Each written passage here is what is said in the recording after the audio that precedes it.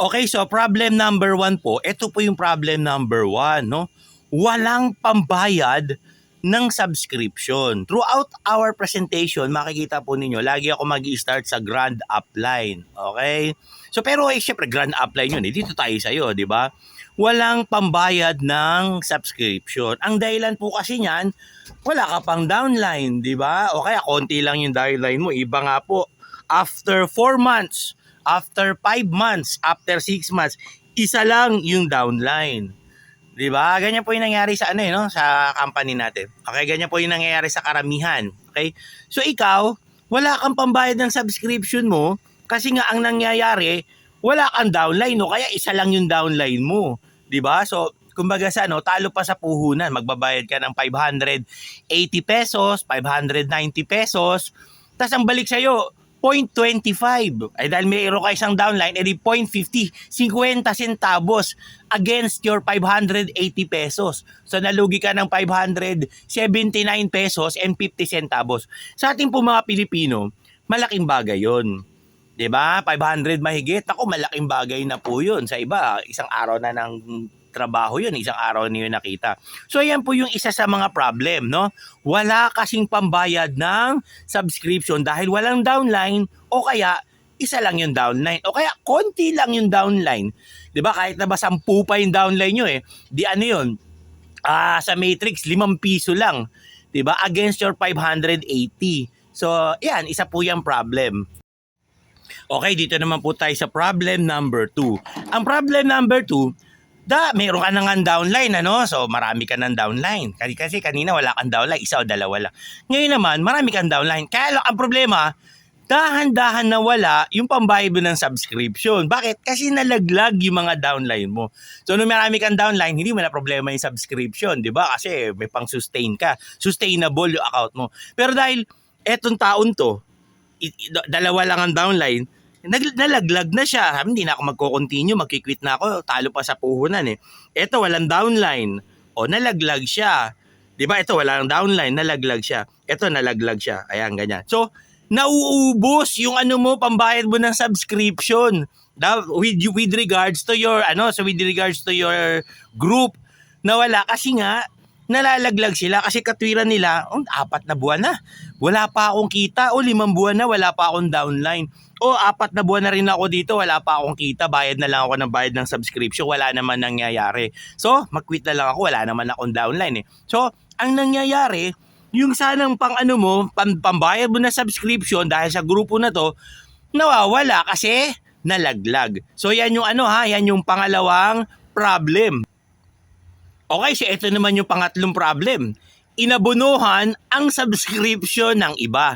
Dahil ayaw mo malaglag sila, edi inabunuhan mo muna. Yun yung dahilan, para hindi malaglag ang downlines na wala pang kita, inabunuhan mo muna. O kaya, inaabunuhan mo yan para ma-maintain ang current rank mo. Silver ka biya. Silver ka. Dahil pag nalaglag yan, isa-isa, mawawala yung rank mo. So, ang gagawin mo, abunuhan mo muna yan, aabunuhan mo muna to, aabunuhan mo to, abunuhan mo yan, abunuhan mo yan. So, grabe. Abono ka ng abono dun sa mga dun sa mga downline mo na walang pambayad. You're assuming na in the future, makakabayad din yan pag kumita na yan, pag nag-silver na rin yan, nag-silver, makakabayad na din sa akin yan. Pero in reality, hindi nangyayaring ganun nalalaglag talaga, nalalaglag. Worldwide po yan, worldwide, nalalaglag lang. Inabuno mo ng first 2-3 months, ganyan, pero sa ika-4, wala talaga ika-sustain diba? Darating yung panahon, wala ka ng ika-abono. Kasi nga, ikaw rin mismo, lumiliit na yung kita mo. Okay, so ito naman yung ika-4 na problem. Madami kang heads. 'Di ba? Madami kang heads na syempre 'di ba natatandaan niyo ba yung Natatandaan niyo ba yung unang-unang mga tinuro sa atin? Sabi, pag nag-join ka, sama mo na yung mo, 'di ba? Asawa mo, sama mo na yung anak mo. Sama mo na rin yung anak mo, dalawa yung anak mo, yung kapatid, yung papa mo, yung mama mo. Sama mo na rin 'yan para isang kitaan na lang. So ayan naman, yung tatay mo naman, nanay mo, matatanda na, hindi na maka-work out, 'di ba? So, ikaw na rin nag-aabono niyan. O yung anak mo, bata pa kasi, 'di ba, sinali mo lang para may kita. Naabonohan mo din 'yan. 'Di ba? Problema, isang line lang, isang linya lang ang nag-workout, isang linya lang ang gumagana. So ano, no, ito okay pa yan, ito okay pa yan, ito okay pa yan. Pero tignan mo, no, ang damo mong inaabonohan na ano ka tuloy, para bang nabibigatan. Okay, hindi naman natin sinasabing nalulugi siya po, nabibigatan ka na. At sa totoo lang, maraming ganyan dito sa ano, no, na naka-experience ng ganyan. Yung bang nabibigatan, ang dami kong heads na binabayaran, 5, 7, 10, 9. Ikaw nagbabayad niyan. Inaabonohan mo din. Kasi nga marami kang heads na ano, no, mini-maintain sa ano, no, sa grupo mo. And tandaan mo kasi, nasabi sa atin, di ba? I-join na rin natin yung ating pamilya. Alam nyo, yung ating mga grand upline, sasabihan ka niyan, di ba? Hold on your position. Di ba? Kailangan, mo yan, i-hold mo yung position mo. Kailangan laging ano yan, wag mo pababayaan yung position mo. Wag mo pababayaan na malaglag ka. Pero tandaan mo, etong mga taon to, for example, yung tao na yan, 4 months na, 5 months na, 6 months na, 7 months na, magre-reklamo na yan kasi upline, ano ba yan? Hold ako ng hold ng aking position. Wala namang nangyayari. Wala naman akong downline. Tsaka ano, abono na lang ba talaga ako ng abono lagi? 'Di ba? Kahit na anong mindset mo yan, pagka hindi yan kumita, talagang ano yan, maninegative talaga yung tao niya. Kaya you have to gawin mo yung lahat para mapakita yan, para kumita rin yung tao na yan. The problem is, talagang mahirap, 'di ba, mag-invite. So, we will go now to the next problem. Kasi yung problem na to about sa subscription. Ito naman yung next problem niya. Okay, the spillover problem. Yan yung ating next. Kasi 'di ba, sabi sa atin nung araw, kahit hindi ka mag-recruit dito kay Live Good, tawag dito, magkakakikita ka. Totoo naman, no, kikita ka, pero hindi ka yayaman. Pag hindi ka nag-invite dito, hindi ka nag-recruit. And remember, i-close up natin ng konti. And remember, no, from the grand upline, yung mga unang-unang sumali diyan, mga networkers talaga. 'Di ba? Mga unang-unang nag-join, mga networkers, magagaling.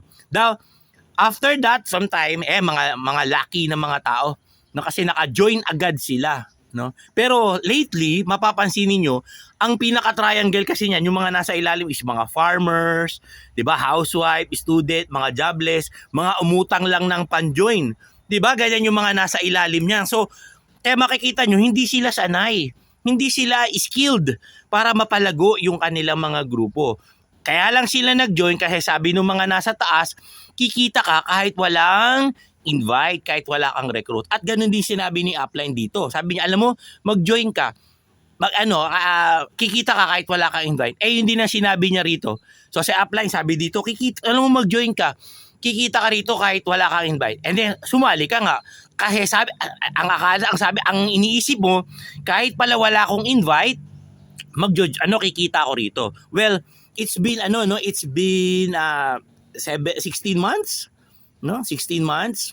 Marami nang nakakaalam ng company natin. So, ining yan, kapag may nag-join, halos hindi sa iyo nag-join. Tamad yung tamad ito. Kasi meron silang mindset, kahit hindi pala ako mag-invite, kikita ako. Kawawa ka. 'Di ba? Hindi ka mabigyan ng spillover. Kasi nga, nasalihan mo, mga taong ang mindset, kikita ko rito kahit hindi ako mag-invite. 'Di ba? So, kawawa ka. Okay? So, yun yung mga problems na napansin natin dito.